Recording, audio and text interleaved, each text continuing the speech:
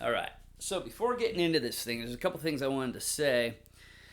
It's a little bit of option overload because you have so many EQing options, and then you have the pull. You can pull the mid, treble, and bass. You have the dynamic, you have the tone, you have the attenuation. It's a little overwhelming, and but you're gonna find your tones. But even once you do find your tones, you're gonna have a really good crunch tone or hard rock tone, crunch to hard rock. You can have, there's a clean tone available if you want that, and you're gonna have a really good lead tone. I think what I've boiled this down to is if you like pedal boards, you're probably not gonna like the IRT 30 combo. If you don't like to mess with pedals and maybe just want to have a delay in the loop, you're probably gonna love the IRT, because with pedal boards you have just endless options in fine tuning. You can plug it into a different amp and it's a whole new thing. You can add pedals, take pedals away, it's a whole new thing. With the IRT, you're going to have a crunch tone, a lead tone, and a clean tone, and not a whole lot of variability outside of that, but the tones you get are going to be really good. So if you're simplistic, don't like pedal boards, I would say this is a great buy for you. But if you like pedal boards and all the things you could do with it, you're going to want to look elsewhere. All right? Great sounding amp, just wasn't for me. But I don't want to deter anybody from getting the amp of their dreams, perhaps. All right, on with the review.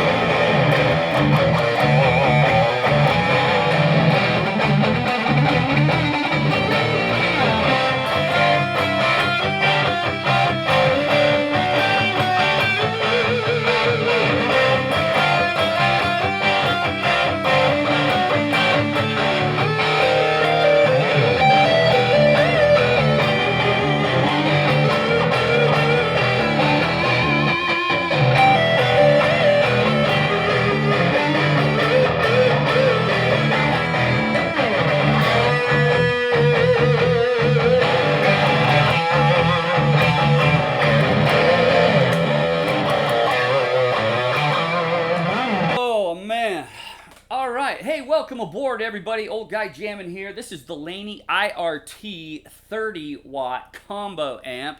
It's a pretty mean beast, and it's got a lot of tones available in it. It comes with 4 12AX7 tubes and 2 6L6 tubes. It also is 3 channels, a clean channel, a crunch channel, and a lead channel. And the speaker is an HH custom designed 12-inch speaker. Now, I've got some pros and cons about this amp. It's, I think, a little pricey, but it's 600 used, $1,000 new. But it does a lot. It has a digital aspect to it that I hear similar to the Black Star amps. I think the Black Star amps are great, but they have a particular sound that leaves me, I don't know, kind of wanting something else. And as good as this sounds, I kind of have that same feeling with it.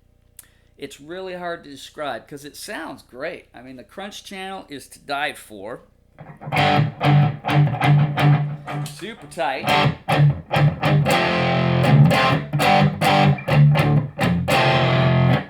tight. The foot switch is killer.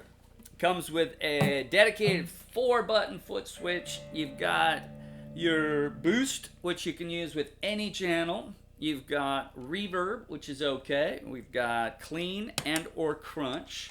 And then this is really a dedicated lead.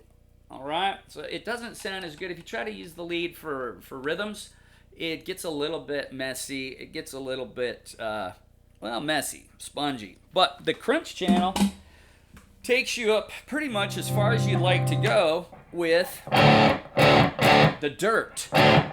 This is with my gain on about 2 crunch channel. If we bring it up to 4, it's tanky too. It's got that, it's really an aggressive sound. I mean, it sounds, I don't know if you can hear that over YouTube, but it's right up there with the Angle Mesa, those type sounds where it's just tanky. I'm going to have to watch my volumes here. This is the crunch volume on 5, or gain, crunch gain.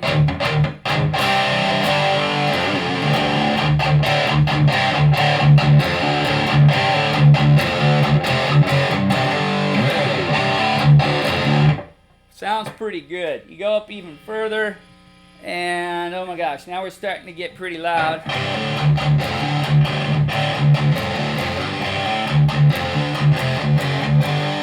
But it also starts to compress and get mushy, and it's not my cup of tea. I think less gain is more. When you're talking about gain, less is more.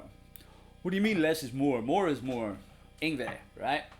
So the cool things about this are it's got an awesome crunch channel, and then the lead tone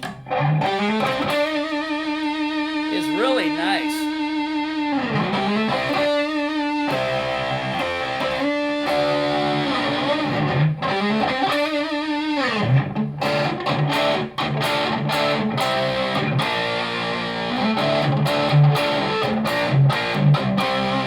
But a little bit compressed for rhythm work. But as far as leads go,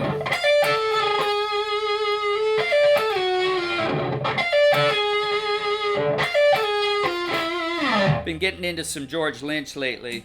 So I've got this.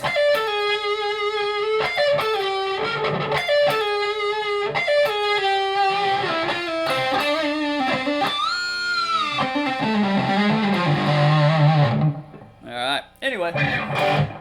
Lead channel is pretty good, and the thing I like about the pre-boost is you can use it on any channel you like. Pre-boost is right over here, and you can dial that in. It's pretty much a gain boost.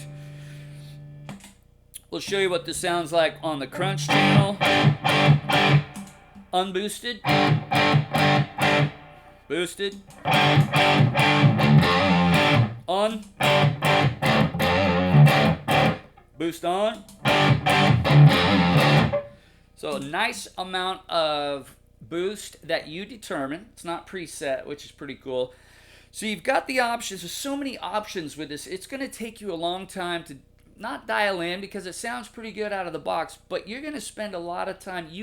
There's a tonal paradise for the most part here, a tonal landscape that's just waiting for you to dial in.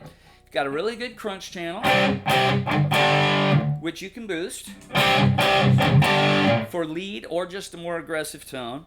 And then on top of that, you have a lead channel that you can also boost if you want.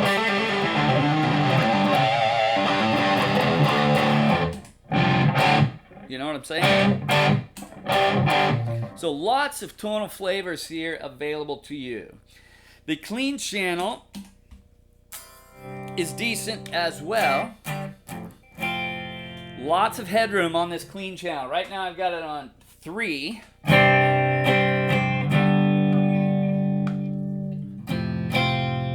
Middle position with this in parallel. Neck pickup in parallel.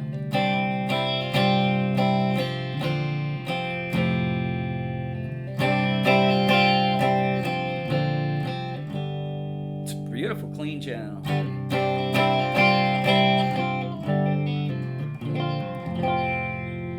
Be nice if I just knew what to play. Okay, let's check out the reverb. And the clean channel takes pedals pretty well.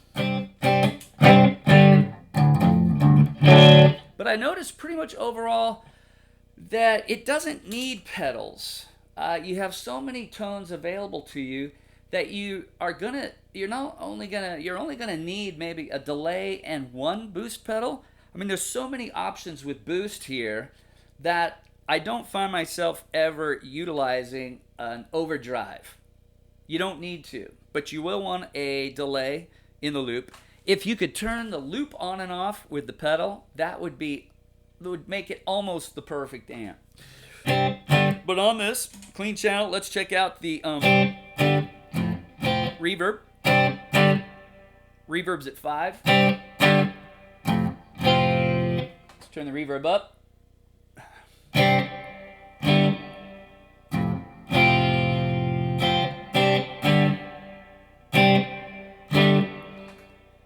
It's pretty good sounding reverb.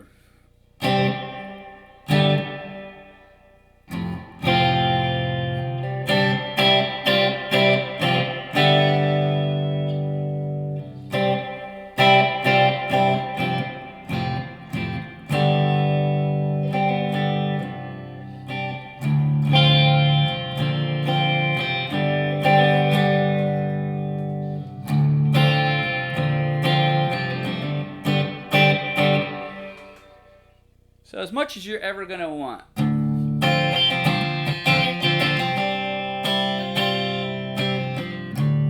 Cool. It's got a kickstand underneath that you can pull out so that you can tilt your cab, which is also a cool little feature. And you can boost the clean channel as well. That's blowing out your speakers, I'm sure. But you can turn the boost down.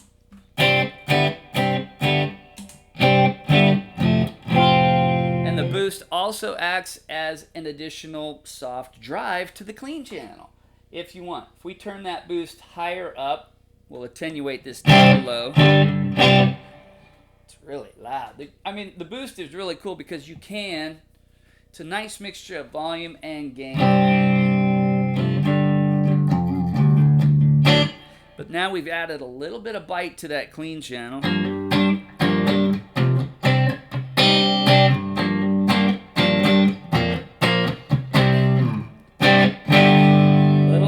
We could take this off.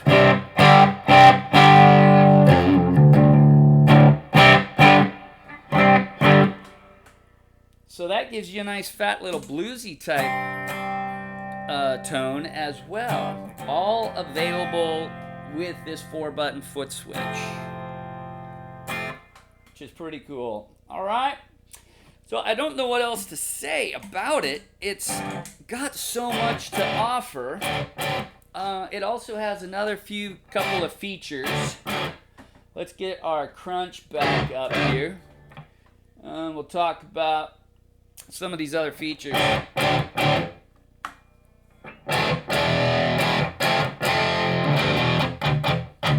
Okay, it has a dynamics button, which changes the amount of thumpiness you're going to have, the tightness of it.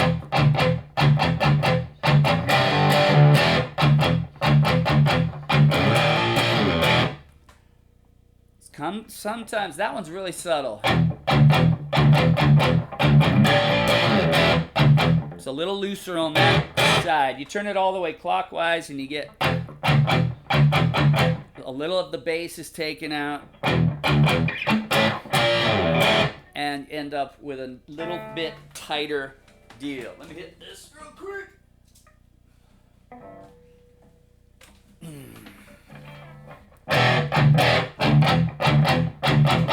Lost my tone or my level meter. Tone also has an overall universal tone.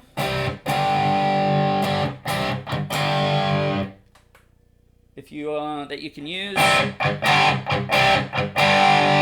to just, instead of messing with your EQ section, with which, once you have that set, you're not going to want to mess with it too much. But in a particular venue, if it's a little brighter or a little darker, you can take care of it just by adjusting the tone.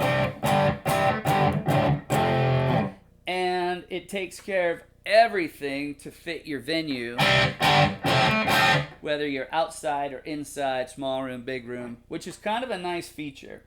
Very nice feature. It also has an attenuator, which is another really nice feature. Now, my bone to pick with the attenuator is that I believe it's a volume knob in the effects loop. It's not a true attenuator like you'd find in the Engel with a huge bank of power resistors that is between the power stage and the speaker. That's the best kind of attenuation you can get because your power stage signal stays at full strength. You can also attenuate with a volume pedal, just a real basic volume pedal in the effects loop of any amp. It's really loud. And it does sound better with the attenuation off. With that thing cranked up so you're getting full power. It does sound better. But that's part of the attenuation in an effects loop. You start to lose the strength of the tone, the quality of the tone. Okay, that's halfway. We can take this on down. Quarter up. And at this point, the tone is pretty thinned out. But you can drop it all the way to 1 watt. But the tone sounds terrible. Unlike the Engel over there that has a full bank of resistors between the power stage and the speaker. When you attenuate that and bring it down nice and low, the signal still sounds really nice and strong. All right, let's bring this back up.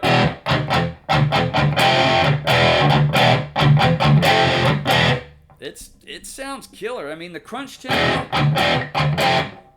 sounds great. The lead tone sounds great. You've got the boostable options. You've got onboard reverb. The only pedal you're really going to need is a delay for your leads, or if you want to delay in your whatever you're playing rhythmically.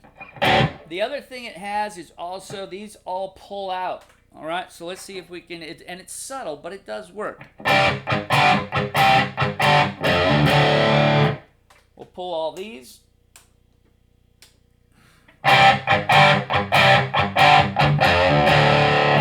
Might be a little hot for what we're doing here. It became brittle, lost a little bottom end, the mids got pushed. Super tight. We'll push all that back in.